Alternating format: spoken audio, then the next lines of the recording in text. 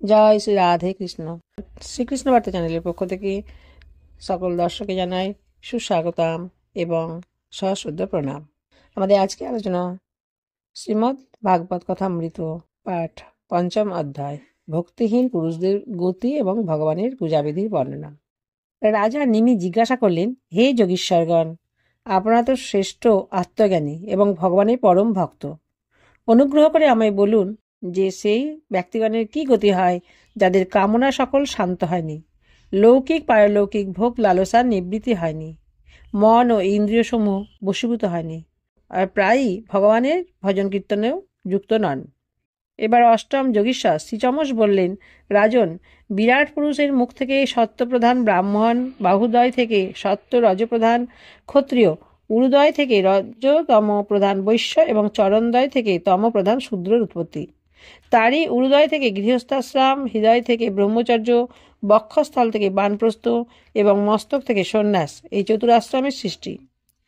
এই চতুর্বর্ণ এবং চতুরাশ্রমে জন্মদাতা ভগবান স্বয়ং, তিনিই এদের স্বামী, নিয়ামক এবং আত্মাও। অতএব এই সকল বর্ণে ও আশ্রমে নিবাসকারী যে ব্যক্তি ভগবানের ভজন কীর্তন করে না, বরঞ্চ তার বিপরীত অনাদর করে, সে নিজ স্থান, বর্ণ, আশ্রম এবং মনুষ্যজনী থেকে পতিত হয়, তার অধঃপতন অনিবার্য। বহু রমণীবর্গ ও শূদ্রাদি ব্যক্তিগণ ভগবানের প্রবচন ও নাম সংকীর্তনাদি থেকে কিছু ব্যবধানে চলে গেছে। তারা আপনার মতন ভগবত ভক্তদের অনুগ্রহ প্রার্থী। আপনারা প্রবচন ও নাম সংকীর্তনাদির সুযোগ নিয়ে তাদের উদ্ধারে সাহায্য করুন। ব্রাহ্মণ, ক্ষত্রিয় এবং বৈশ্য জন্মসূত্রে বেদ অধ্যয়ন ও যজ্ঞ উপবিতাদি সংস্কার দ্বারা ভগবানের চরণের সামীপ্য লাভ করেই থাকে। এ সত্ত্বেও তারা বেদের প্রকৃত তাৎপর্য অনুধাবন না করে অর্থবাদে যুক্ত হয়ে মোহিত হয়ে যায়। তারা কর্মের রহস্য জানে না। মূর্খ হওয়া সত্ত্বেও তারা নিজেদের পণ্ডিত বলে জাহির করে ও অভিমানে প্রতিষ্ঠিত থাকে। তারা সুমিষ্ট বচনে আকৃষ্ট হয় এবং কেবল অবাস্তব শব্দজালের মোহে পড়ে অতিরঞ্জিত বাক্য বিন্যাসে যুক্ত থাকে। রজগুণের আধিক্য হেতু তাদের সংকল্প ভয়ঙ্কর হয়ে থাকে। কামনার তো সীমাই থাকে না।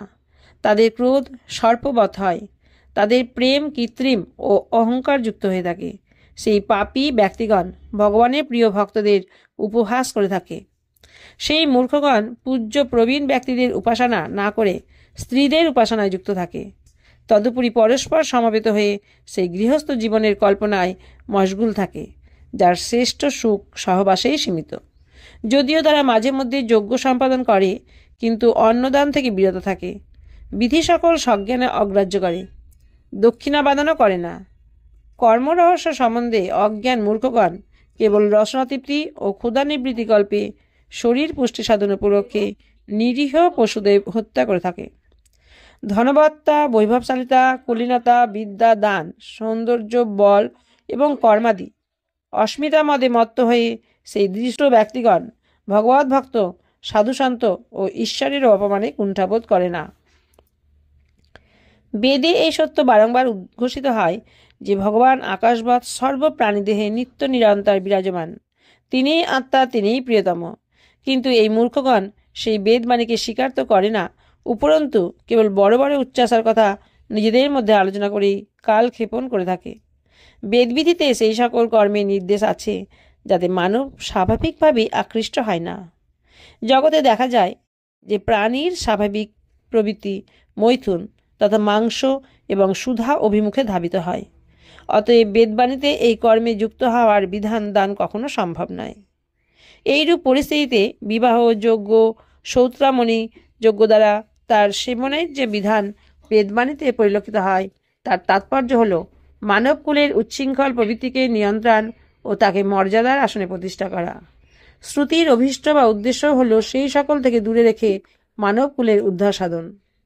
অর্থের যথার্থ প্রয়োগ হল ধর্ম পালনে, কারণ ধর্ম থেকে পরমতত্ত্ব জ্ঞান এবং তার নিষ্ঠায় অপরোক্ষ অনুভূতি লাভ হয় এবং নিষ্ঠাতেই পরম শান্তির নিবাস। কিন্তু অতি দুঃখের সঙ্গে স্বীকার করতে হয় যে মানব সেই অর্থের ব্যবহার গৃহস্থানের স্বার্থে অথবা কামভোগেই করে থাকে।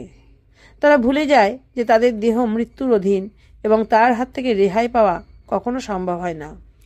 সৌত্রামণির যজ্ঞেও সুরা আঘ্রাণের বিধান আছে, পানের নয়। যজ্ঞে পশু উৎসর্গ পালনীয়, হিংসা নয়। এইভাবে সহধর্মিনীর সহিত মৈথুনের অনুমতি ধার্মিক ধারাবাহিকতা রক্ষার নিমিত্ত সন্তান উৎপন্ন করার জন্যই দেওয়া হয়েছে, বিষয়ভোগের উদ্দেশ্যে কখনো নয়। কিন্তু অর্থবাদের এই দিকগুলিতে অত্যন্ত বিষয়গণ এই বিশুদ্ধ ধর্মকে মানে না। বিশুদ্ধ ধর্মে জ্ঞানহীন অহংকারী ব্যক্তিগণ বস্তুত দুষ্ট হয়েও নিজেদের শ্রেষ্ঠ জ্ঞান করে থাকে।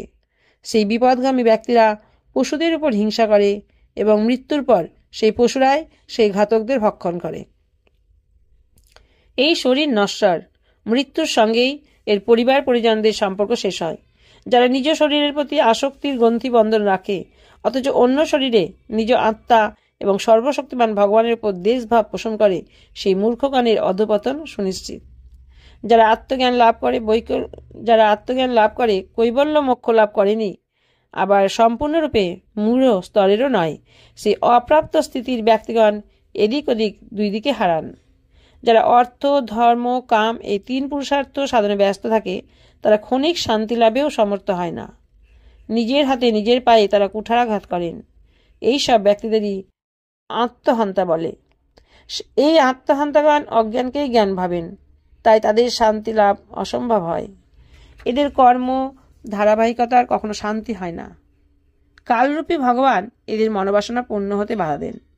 অতএব এদের হৃদয়ের প্রজ্বলন ও বিষাদের শেষ হয় না। রাজন, যে ব্যক্তিগণ অন্তর্যামী ভগবান শ্রীকৃষ্ণে বিমুখ, তারা অত্যন্ত পরিশ্রম করে গৃহ, পুত্র, মিত্র ও ধন সম্পত্তি আহরণ করে থাকে, কিন্তু অবশেষে তাদের সব পরিত্যাগ করে অনিচ্ছা সত্ত্বেও বাধ্য হয়ে নরকে গমন করতে হয়। ভগবানের ভজন কীর্তনে বিরত ব্যক্তিগণের এই অবস্থায় হয়ে থাকে। রাজা নেমে জিজ্ঞাসা করলেন, হে যোগীশ্বরগণ, আপনারা অনুগ্রহ করে বলুন যে ভগবান কখন কোন রং ও কোন আকার ধারণ করেন এবং মানুষ কোন নামে ও কোন বিধিতে তাকে উপাসনা করে। এবার নবম যোগীশ্বর শ্রী করভাজন বললেন, রাজন, চতুর্যুগ হল সত্য, ত্রেতা, দাপর এবং কলি। যুগে যুগে ভগবানের রং, নাম এবং আকৃতিতে পরিবর্তন আসে এবং তার পূজার্চনাও বিভিন্ন বিধিতে হয়ে থাকে। সত্যযুগে ভগবানের শ্রী বিগ্রহের বর্ণ শ্বেত, তিনি চতুর্ভুজ ও তার মস্তক জটা শোভিত। তিনি বলকল বস্ত্র পরিধান করে থাকেন। কৃষ্ণ মৃগচর্ম, যজ্ঞোপবীত, রুদ্রাক্ষমালা, দণ্ড এবং কমণ্ডলু তিনি ধারণ করে থাকেন। সত্যযুগের মানুষ প্রশান্ত, বিদ্বেষ ভাবরহিত, হিতৈষিতা সম্পন্ন এবং সমদর্শী হয়ে থাকেন। তারা ইন্দ্রিয় এবং মনকে বশীভূত করে ধ্যান রূপ তপস্যা দ্বারা সকলের প্রকাশক পরমাত্মার আরাধনা করেন। তারা হংস, সুপর্ণ, বৈকুণ্ঠ, ধর্ম, যোগেশ্বর, অমল, ঈশ্বর, পুরুষ, অব্যক্ত এবং পরমাত্মা আদি নাম সহযোগে ভগবানের গুণকীর্তন ও লীলাদির কীর্তন করে থাকেন। রাজন, ত্রেতা যুগে ভগবান অগ্নিবর্ণ, তিনি চতুর্ভুজ ও কোটি দেশের ত্রিমেখলা শোভিত এবং হিরণ্য কেশপাশযুক্ত। তিনি বেদ নির্ণায়ক যজ্ঞরূপে অবস্থান করে শ্রুক, শ্রুবা আদি যজ্ঞপাত্র সকল ধারণ করে থাকেন। সেই যুগের মানব নিজ ধর্মে পরম নিষ্ঠাবান, বেদ সকল অধ্যাপনে অতি পারঙ্গম হয়ে থাকেন। তারা ঋগ্বেদ, যজুর্বেদ, সামবেদ রূপ বেদত্রয়ী দ্বারা সর্ববেদ স্বরূপ দেবাদিদেব ভগবান শ্রীহরি আরাধনা করেন। ত্রেতা যুগের অধিকাংশ লোকেরা বিষ্ণু, যজ্ঞ, কৃষ্ণিগর্ভ, সর্বদেব, উরুক্রাম, বৃষাকপি, জয়ন্ত এবং উরুগায় আদি নাম সহযোগে তার গুণকীর্তন এবং লীলাদির কীর্তন করে থাকেন।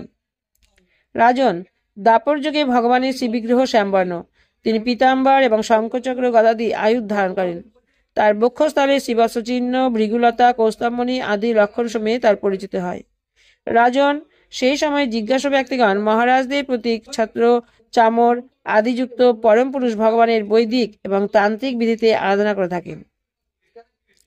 তারা এইভাবে ভগবানের স্তুতি করে থাকেন, হে জ্ঞান স্বরূপ ভগবান বাসুদেব এবং ক্রিয়া শক্তিরূপ শঙ্কর্ষণ, আমরা আপনাকে বারংবার প্রণাম নিবেদন করছি। ভগবান প্রদ্যুম্ন এবং অনিরুদ্ধ রূপে আমরা আপনাকে প্রণাম নিবেদন করি। ঋষি, নারায়ণ, মহাত্মা, নর, বিশ্বেশ্বর, বিশ্বরূপ এবং সর্বভূতাত্মা ভগবানকে আমরা প্রণাম নিবেদন করি। রাজন, দাপর যুগের লোকেরা জগদীশ্বর ভগবানের স্তুতি এইভাবেই করে থাকেন। কলিযুগে অনেক তন্ত্রসমূহের বিধিবিধান পূর্বক ভগবানের পূজা কেমন করে হয় তার বিবরণ শুনুন। কলিযুগে ভগবানের শ্রীবিগ্রহ কৃষ্ণবর্ণ, নীলকান্ত মণিসম তার অঙ্গ দুটি, যেন উজ্জ্বল কান্তিধারার প্রত্যক্ষ দর্শন হয়। তিনি হৃদয় আদি অঙ্গ, কৌস্তুভ আদি উপাঙ্গ, সুদর্শন আদি অস্ত্র এবং সুনন্দ আদি পার্শ্বদ সকলে সংযুক্ত থাকেন। কলিযুগে শ্রেষ্ঠ বুদ্ধিসম্পন্ন ব্যক্তিগণ এমন যোগ্যতা তারা আরাধনা করে থাকেন যাতে নাম, গুণ, লীলা সংকীর্তনের প্রাধান্য থাকে। তারা ভগবানের স্তুতি এইভাবে করে থাকেন: হে জগদীশ্বর, আপনি শরণাগতের রক্ষাকর্তা, নিত্য ধ্যানগম্য আপনার পাদপদ্মদয়। আপনি মায়া মোহ উদ্ভূত জাগতিক পরাভাবের গ্লানি হরণ করে থাকেন। ভক্তগণের অভীষ্ট বস্তু দানে আপনি কামধেনু স্বরূপ। আপনি তীর্থ সকলকে উৎকর্ষ দানকারী পরম তীর্থস্বরূপ।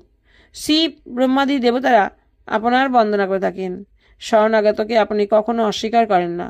আপনি আপনার ভক্ত সকলের আরতি ও বিপত্তি হরণ করে থাকেন। আপনার পাদপদ্মদয় ভবসাগর উত্তরায়ণের তরণী। হে পুরুষ প্রভাব, আমি আপনার সেই পাদপদ্মদয়ের বন্দনা করি। হে ভগবান, আপনার পাদপদ্ম যুগলের মহিমার বর্ণনা কে করতে পারে? রাম অবতারে পিতা দশরথের কথায় দেববাঞ্ছিত এবং দুস্তজ রাজলক্ষ্মীর ত্যাগ সহকারে আপনার পাদপদ্ম যুগল বনে বনে বিচরণ করেছিল। সত্যিই আপনি ধর্মনিষ্ঠার পরাকাষ্ঠা, অতুলনীয়। এবং হে পুরুষ প্রবর, স্বীয় প্রেয়সী সীতার আকাঙ্ক্ষিত মায়ামৃগের দিকে আপনার পাদপদ্ম যুগল জেনে শুনে ধাবিত হতেই থাকল। সত্যই ধন্য আপনার প্রেমের পরাকাষ্ঠা। হে প্রভু, আমি আপনার সেই পাদপদ্ম যুগলে বন্দনা করি। রাজন, এইভাবে যুগে যুগে ভক্তগণ যুগানুরূপ নামরূপ সহযোগে বিভিন্ন উপায়ে ভগবানের আরাধনা করে থাকেন। অবশ্য এই তথ্য সন্দেহাতীত যে ধর্ম, অর্থ, কাম, মোক্ষ এই সকল পুরুষার্থের অধিদেবতা ভগবান শ্রীহরি স্বয়ংই। কলিযুগে একমাত্র সংকীর্তনের দ্বারাই স্বার্থ ও পরমার্থ সকলের প্রাপ্তি হয়ে থাকে। এই জন্যই গুণমুগ্ধ সারগ্রাহী শ্রেষ্ঠ পুরুষগণ কলিযুগের প্রশংসায় পঞ্চমুখ থাকেন। কলিযুগের উপর তাদের প্রতি অসীম দেহাভিমানী জীব অনাদিকাল থেকে সংসার চক্রে বিচরণশীল। তাদের পক্ষে ভগবানের লীলা গুণ নাম সংকীর্তনের থেকে অধিক অন্য কোনো পরম লাভ নেই। কারণ এর প্রভাবে সংসারে নিত্য গতায়াতের নিবৃত্তি হয়ে থাকে, পরম শান্তির অনুভূতি লাভ হয়ে থাকে। রাজন, সত্য ত্রেতা দাপর যুগের প্রজা সকলের একান্ত কাম্য যে তাদের জন্ম যেন কলিযুগে হয়। কারণ কলিযুগেই ভগবান নারায়ণের শরণাগত এবং আশ্রিত ভক্ত সকলের আগমনের অপরিমিততা সম্ভব। হে মহারাজ বিদেহ, কলিযুগে দ্রাবিড় দেশে অধিক ভক্ত পাওয়া যায়। সেখানে যে তাম্রপর্ণী, কৃতমালা, পয়স্বিনী, পরম পবিত্র কাবেরী মহানদী এবং প্রতিটি নদী সকল আবহমান কাল থেকে প্রবাহমানা। রাজন, যারা এই সকল নদীর জল পান করে থাকেন প্রায়শই অন্তরের শুদ্ধিকরণ হয়ে তারা ভগবান বাসুদেবের ভক্ত হয়ে যান। রাজন, যারা করণীয় কর্তব্য আদি কর্ম বাসনা সকল অথবা ভেদবুদ্ধি পরিত্যাগ করে সর্বাত্মভাবে শরণাগত বৎসল প্রেম বরদাতা ভগবান মুকুন্দের শরণে এসেছেন, তারা দেব, ঋষি, পিতৃ, প্রাণী, কুটুম্ব, অতিথি, ঋণ থেকে মুক্ত হয়ে যান। তারা অন্য কারো অধীন নন, কারো সেবক নন, কোনো বন্ধনেও যুক্ত নন। যারা প্রেমী ভক্ত অন্য সকল চিন্তা, আস্থা, বৃত্তি ও প্রবৃত্তি ত্যাগ করে অনন্য চিত্তে নিজ প্রিয়তম ভগবানের পাদপদ্মের ভজনা করে, তাহলে প্রথমত তার দ্বারা পাপকর্মে লিপ্ত হওয়া সম্ভবই হয় না। তবুও যদি কোনো কারণে সে পাপকর্মে যুক্ত হয়ে পড়ে, তাহলে তার হৃদয়ে অবস্থিত পরম পুরুষ ভগবান শ্রীহরি সেই সব ধৌত করে হৃদয়কে শুদ্ধ করে দেন। নারদ বললেন, হে বসুদেব, মিথিলা নরেশ রাজা নিমি 9 জন যোগীশ্বরের এইরূপ ভাগবত ধর্মের বর্ণনা শুনে পরম আহ্লাদিত হলেন। তিনি নিজ ঋত্বিক এবং আচার্য সহযোগে ঋষভনন্দন 9 জন যোগীশ্বরদের পূজা করলেন। তারপর সকলের সম্মুখেই সেই সিদ্ধগণ অন্তর্হিত হয়ে গেলেন। বিদেহরাজ নিমি তার সোনা ভাগবত ধর্মের সম্যক আচরণপূর্বক পরম গতি লাভ করলেন। হে মহাভাগবান বসুদেব, আমি তোমাকে যে ভাগবত ধর্মের উপদেশ প্রদান করেছি তা শ্রদ্ধা সহকারে আচরণ করলে অবশেষে তুমিও সকল আসক্তি থেকে মুক্ত হয়ে ভগবানের পরম পদ লাভে সমর্থ হবে। হে বসুদেব, সমগ্র জগৎ তোমার ও দেবকীর রসে পরিপূর্ণ হয়ে আছে, কারণ সর্বশক্তিমান ভগবান শ্রীকৃষ্ণ তোমাদের পুত্ররূপে অবতীর্ণ হয়েছেন। তোমরা ভগবানের দর্শন, স্পর্শন, আলাপন এবং তার শয়ন, উপবেশন, অশান কার্যাদি দ্বারা বাৎসল্য স্নেহ দান করে নিজেদের হৃদয়ের বিশুদ্ধিকরণ করতে সমর্থ হয়েছ। তোমরা তো পরম পবিত্র। হে বসুদেব, শিশুপাল, পৌণ্ড্রক এবং সাল্লাদি রাজারা বৈরী ভাবাপন্ন থেকে শ্রীকৃষ্ণের চাল চলন, লীলা বিলাস, চাহন, কথন স্মরণ করেছিলেন, তাও নিয়ম করে নয়, শয়নে, উপবেশনে, ভ্রমণে, স্বাভাবিক রূপে। তা সত্ত্বেও তাদের চিত্তবৃত্তি শ্রীকৃষ্ণে তন্ময় হয়ে গেল এবং তারা সারূপ্য মুক্তির অধিকারী হলেন। তাহলে যারা প্রেম ভাব এবং অনুরাগ সহকারে শ্রীকৃষ্ণের শরণ মনন করেন তাদের শ্রীকৃষ্ণ প্রাপ্তিতে কি সন্দেহ থাকা সম্ভব? হে বসুদেব, শ্রীকৃষ্ণকে শুধুমাত্র নিজের পুত্র বলে মনে করবে না। তিনি সর্বাত্মা, সর্বেশ্বর, কারণাতীত এবং অবিনাশী। লীলার কারণে তার মানব শরীরে আগমন এবং ঐশ্বর্য সংবরণ সেই কারণেই। তিনি ধরণীর ভারস্বরূপ রাজবেশধারী অসুরদের নাশ ও সাধুসন্তদের রক্ষা করবার জন্য অবতীর্ণ হয়েছেন। তার আগমনের উদ্দেশ্য হল জীবের পরম শান্তি এবং মুক্তি প্রদান। তাই জগতে তার কীর্তির সংকীর্তনও হয়ে থাকে। শ্রী শুকদেব বললেন, হে প্রিয় পরীক্ষিত, নারদের মুখে এই কথা জানতে পেরে পরম ভাগ্যবান বসুদেব ও পরম ভাগ্যবতী দেবকী দুজনেরই বিস্ময় হল। তাদের মধ্যে অবশিষ্ট মায়া মোহ তৎক্ষণাৎ অপসৃত হল। রাজন, পরম পবিত্র এই ইতিহাস যে একাগ্র চিত্তে ধারণ করতে প্রয়াসী হয় তার সমস্ত শোক মোহ দূরীভূত হয় এবং সে ব্রহ্মপদ লাভ করতে সমর্থ হয়। এতক্ষণ আপনারা শ্রীমদ্ ভাগবত পুরাণ কথা পাঠ শ্রবণ করলেন। আপনাদের যদি এই ভিডিওটি ভালো লাগে তাহলে অবশ্যই একটি লাইক এবং একটি সাবস্ক্রাইব করে দেবেন এবং সেই সঙ্গে পরিচিত জনদের মধ্যে এটি বেশি বেশি করে শেয়ার করে দেবেন। আপনারা সবাই ভালো থাকবেন, সুস্থ থাকবেন। রাধে রাধে।